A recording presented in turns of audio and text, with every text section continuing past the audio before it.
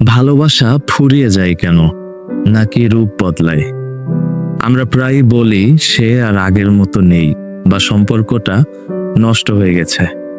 কিন্তু সত্যি কি ভালোবাসা নষ্ট হয়, নাকি আমরা ভালোবাসার আসল মানেটাই বুঝিনি? বিজ্ঞানী বা সাইকোলজিস্টরা বলেন প্রেম বা হানিমুন ফেজ থাকে বড়জোর 6 মাস থেকে 1 বছর।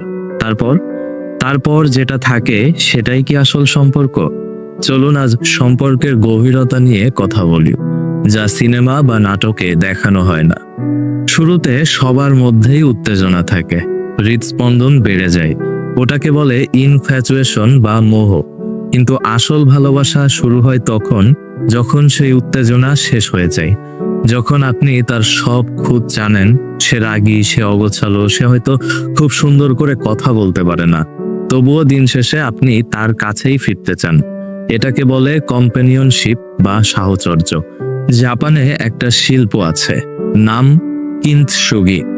যখন কোনো দামি পাত্র ভেঙে যায়, তারা সেটা ফেলে দেয় না, বরং ভাঙা অংশগুলো সোনা দিয়ে জোড়া লাগায়। তারা মনে করে ভাঙার পর জোড়া লাগলে জিনিসটা আগের চেয়েও সুন্দর ও দামি হয়। সম্পর্কও ঠিক তাই। ঝগড়া হবে, ফাটল ধরবে, কিন্তু যারা সেই ফাটলগুলোকে বিশ্বাস আর ক্ষমা দিয়ে পূর্ণ করতে পারে, তাদের সম্পর্কই টিকে থাকে আজীবন। ভালোবাসা কোনো অনুভূতি নয়, ভালোবাসা হলো একটা সিদ্ধান্ত। প্রতিদিন সকালে উঠে ঠিক করা, আমি এই মানুষটাকেই ভালোবাসবো, পরিস্থিতি যাই হোক।